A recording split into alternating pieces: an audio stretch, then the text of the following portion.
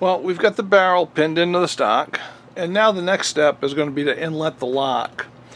And I know I had told you that I was going to be using this lock from the R.E. Davis company, which is a great lock. But I've been rethinking that. The reason I was going to use this instead of the original lock is because I was told that this lock that I was already using is not historically correct for a Lehigh County rifle. And in point of fact, I think that's completely wrong. Now, if your only source is Rifles of Colonial America by Shumway, yeah, you're not seeing any of these. But I've been lucky enough to look at about a dozen original Lehigh County rifles this summer, and I've seen all kinds of locks on them. In fact, a lot of the ones I looked at were made between 1800 and 1820. And as I'll show you, there's a lock very much like this on one of the John Mall rifles. So I think this lock is appropriate to use, and I'm probably going to cut the perhaps cut the tail down a little bit, reconfigure it, but I'm going to use this. And the reason I want to use it is really pretty simple. This R.E. Davis lock, though it's great, if you were to line up on the touch hole, and kind of my thing is I'm reusing a barrel, I'm reusing the tang, and I want to reuse the double set triggers that came with this. And they all have a relationship to each other and to the lock. So the touch hole, of course, is already in. You can't see it because it's so deep. If I were to line up this lock so it was inletted in the right place for that touch hole in the pan, the sear would be about 3/4 of an inch farther back than the sear on the original lock that I used when I first put this rifle together in the other stock. That means that the double set triggers are going to have to move about 3/4 of an inch farther back than they were in the original. And that means that this tang bolt hole is in the wrong place. In fact, it's probably going to miss the whole front of the plate. I would have to put a new tang bolt hole right about here, which of course would mean fitting a whole new tang and getting it breeched properly and doing all the things that have to be done to make sure everything lines up correctly. And I just don't see the necessity of that. If I use this lock, then the relationship of the touch hole, tang, triggers, lock pan, lock sear are all the same as they were before, and I should be able to reuse those parts pretty easily. And because this was always a good performer for me before, I don't feel bad about using it. So that's going to be the ticket, and this will get saved for another day.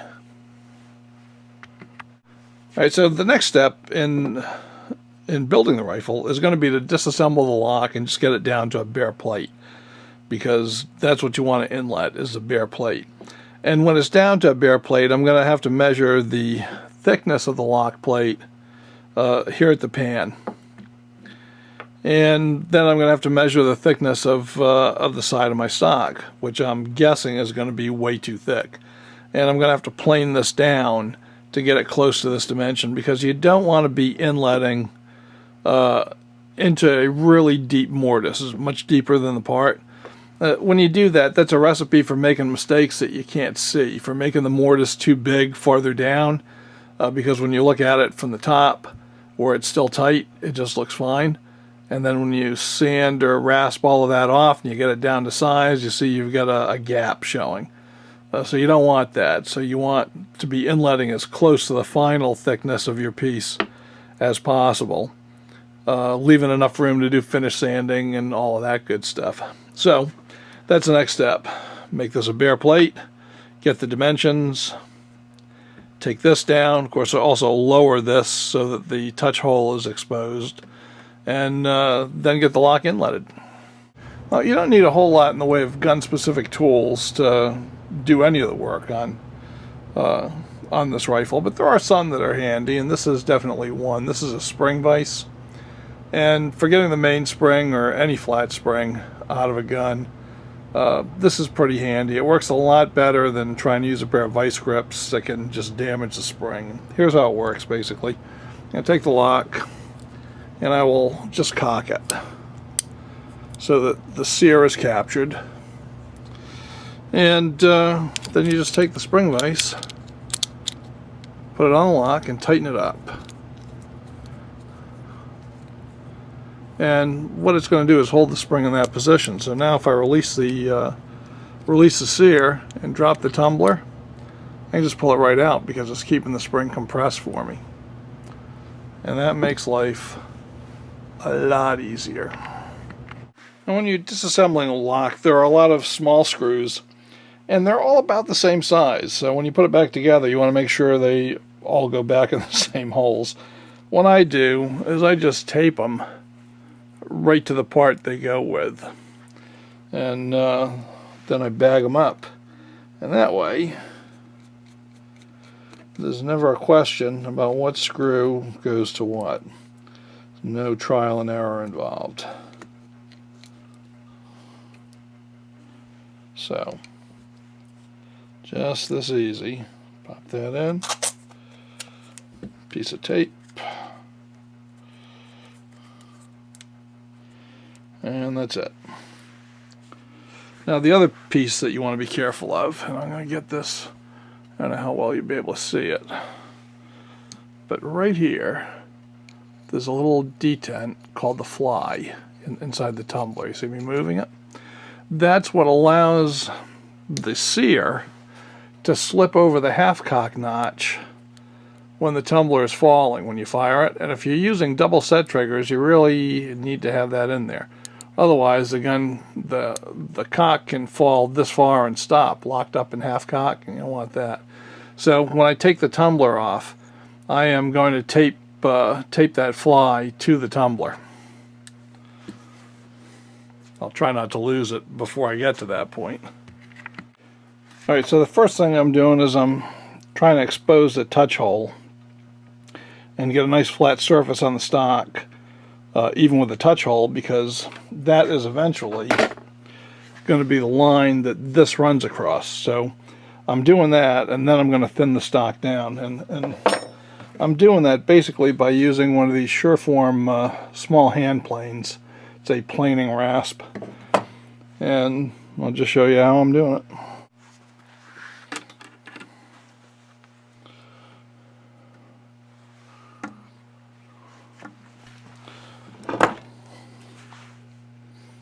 So I'm using some chisels right here at the end. I got a little bit farther to go, so I'm just going to take this 1-inch chisel and just deepen my line a little bit, not too much. And then I'll take this chisel and just take some of the wood out of there, just because my plane can't get all the way in. And then I just take the plane, and I'm just going to take this down a little bit more.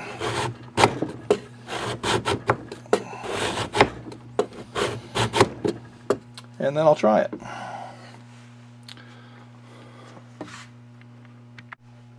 Well, I've got the height of the stock where I want it. I can just see the touch hole, and that's just fine.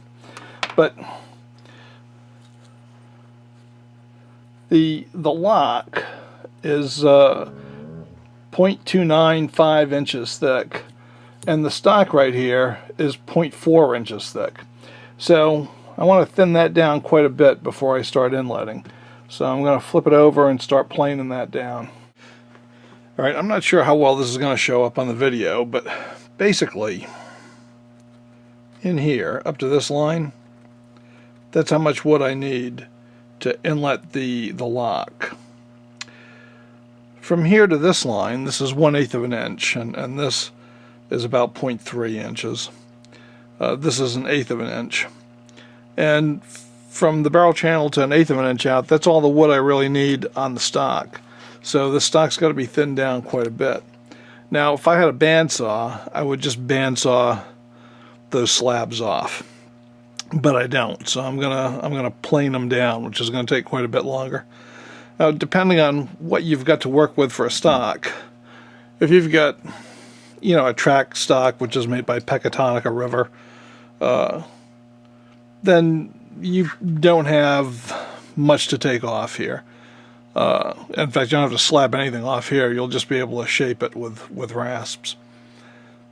But if you're working from a slab, or if you've got a knob mountain stock, or a tiger hunt stock, like this one, then basically it's just a slab from here on out, and you've got to take that down. So we got to do it on this side, and we're going to have to do it on the other side.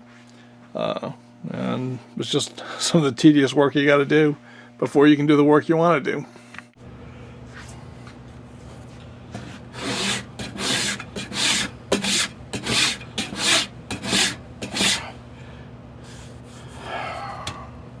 Okay, basically using these two Sureform planing rasps, I've got the lock panel down to the dimension I want.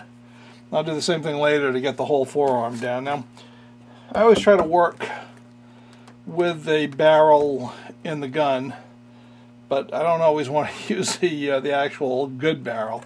So this is a piece of scrap barrel that I've had from an old gun, and I use it routinely for this. I just put it in the barrel channel just to protect it when it's clamped up in the jaws of the vise and when I'm putting pressure on it.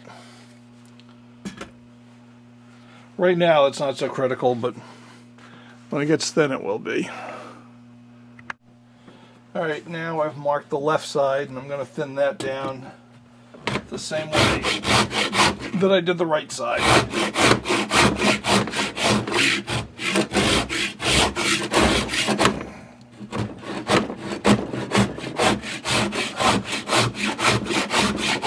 Well, the side plate side and the lock plate side are both taken down to the dimensions I want now for inletting. And I did it with these three Sureform rasps. This one I used for my initial scraping because it's very aggressive and it takes off quite a bit of wood. This small hand plane rasp is a coarse cut, and it also takes off quite a bit of wood. But it levels everything out because it's got a longer, straighter blade. And once you pretty much get down to the line you want, then I switch over to this Sureform plain rasp. This is a very fine cut. And what it does really is just puts a level finish and smooths things out pretty well. I mean, this is not sanding smooth, but it's quite smooth and level. So after I get the side plates and the lock inletted, then I'll start taking the sides of the stock down to the 1/8 line.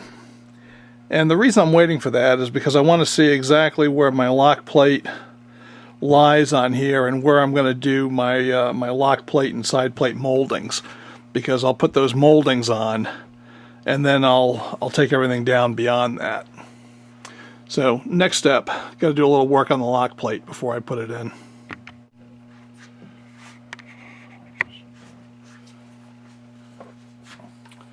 And I'm just using a file to put a slightly different configuration on the tail of this lock.